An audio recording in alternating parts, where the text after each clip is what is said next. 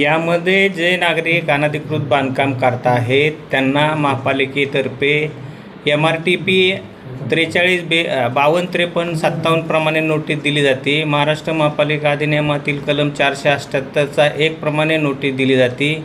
जर त्या व्यक्तींनी त्यांच्या संदर्भातले बांधकाम पुरावे, मालकी हक्काचे, बांधकाम परवानगीचे कागदपत्र दिले तर ते तपासून हे घेतले जातात। अन्यथा त्यांचे बांधकाम आपल्याकडं बाकीची यंत्रणा मिळाली, जसे पोलीस फौजफाटा पाहिजे, आपल्याला JCP पाहिजे, मटेरियल वाहायसाठी 1-2 काय साहित्य लागते ते साहित्य मिळाले की आपण ते साहित्य जमा करून एकत्रितरित्या कारवाई केली जाते।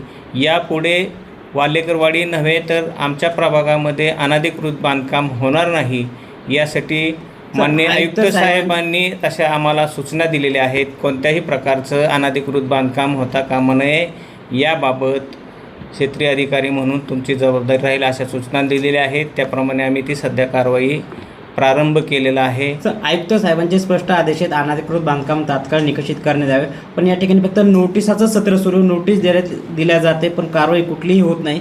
कारवाई ही फक्त किरकोळ 2-4 घरावर दाखवली जाते, मात्र प्रमुखाने जी कारवाई मोठ्या बिल्डिंग तिथे अनधिकृत बांधताय त्या ठिकाणी कारवाई होताना कुठेही दिसून येत नाही। कारवाई ही केवळ छोट्या मोठ्या घरांवरच होत असते। असे देखील पुरावे देखील आहेत आणि तसे व्हिडिओ देखील उपलब्ध आहेत। असं साधारणतः होत नाही। प्रशासनामार्फत प्रत्येक व्यक्तीला अनधिकृत बांधकाम करत असेल तर ती तपासणीसाठी नोटीस दिली जाते। त्या नोटीसमध्ये जर त्यांनी कागदपत्र दाखल केली असतील तर ती तपासून ती पाडण्यासाठी यंत्रणा मिळाली की त्याची बांधकाम पाडण्याची कारवाई केली जाते।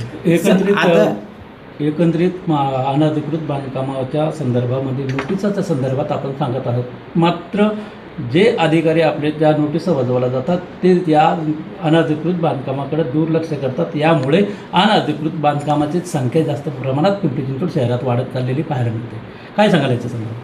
नाही, माननीय आयुक्त साहेबांनी तशा सक्त सूचना दिलेल्या आहेत त्याप्रमाणे आपण अनधिकृत बांधकाम पायापासूनच होणार नाही याबाबत काळजी घेऊया आणि ती काळजी घेतल्यानंतर अशा प्रकारचे प्रसंग पुढं उद्भवणार नाहीत। त्यासाठी सुरुवातीचंच बांधकाम आपण निष्कासित करण्याचा इथून पुढं प्रयत्न करणार आहोत आणि ते यशस्वी होताना होईल।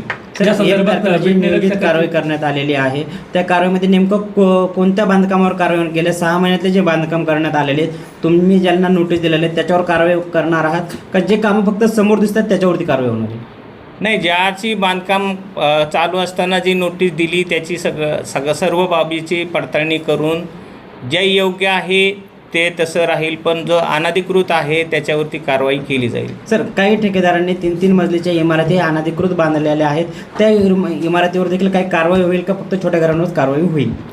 कारवाई करत असताना सर्वसाधारणपणे सर्वच अनधिकृत बांधकामावरती कारवाई केली जाईल।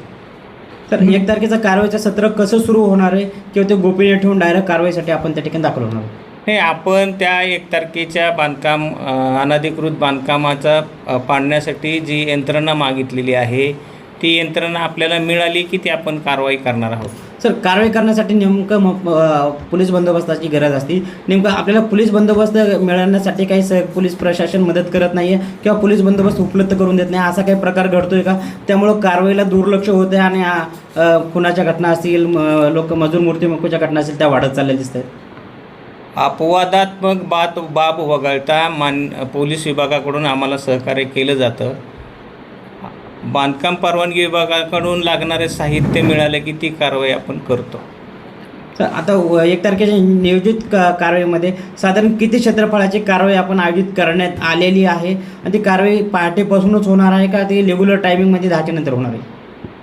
आपण ते रेग्युलर टायमिंगमध्ये घेतलेली आहे। दिवसभरात ते जे 7-8-10 नोटिसा दिलेल्या आहेत त्या 8-10 नोटिसावरती ती कारवाई केली जाईल। सर, मग त्या नियोजित वेळेत कारवाई केल्यामुळे 2-3 तासामध्ये तुम्ही 2 वाजेपर्यंत कारवाई नेमकं कशा पद्धतीने करणार? कारण की वेळ खूप कमी मिळत चाललेला आहे आणि कारवाई तर तुमच्या पुढे मोठं आव्हान आहे कारवाईचं, जास्तीत जास्त अनधिकृत बांधकाम आहे समोर। आपण प्रयत्न करणार जास्तीत जास्त अनधिकृत बांधकामं सुरुवातीपासून होऊ नयेत ह्यासाठी प्रयत्न करून ती थांबवण्यात येतील। ती बांधकामं अनधिकृत बांधकाम होणारच नाहीत यासाठी प्रयत्न करण्यात येणार आहे। वारंवार तक्रारी देऊन देखील आपल्या संबंधित अधिकारी त्याच्यावरती दुर्लक्ष करत असणाऱ्या अधिकाऱ्यांची चौकशी करून त्यांच्यावर कारवाई करण्यासंदर्भात आपण पाऊल उचलणार आहे। अशा नागरिकांच्या तक्रारी आहेत त्याबाबत एकदा संबंधित कर्मचाऱ्यांची सगळी माहिती घेऊन प्रशासकीय बाब म्हणून त्यांना योग्य ते नोटीस वगैरे देण्याची कारवाई करण्यात येईल, त्यांच्या हातून अशी चूक झाली असेल तर. सर, काही अर्ज अधिकाऱ्यांना राग म्हणून अधिकाऱ्यांच्या विरोधात अर्ज दिलेले असते, मग संबंधित तक्रारदाराला देखील या ठिकाणी बोलून घेण्यात येईल आणि अधिकाऱ्यांना देखील बोलून घेण्यात येऊन योग्य ती कारवाई पुढील कराल का?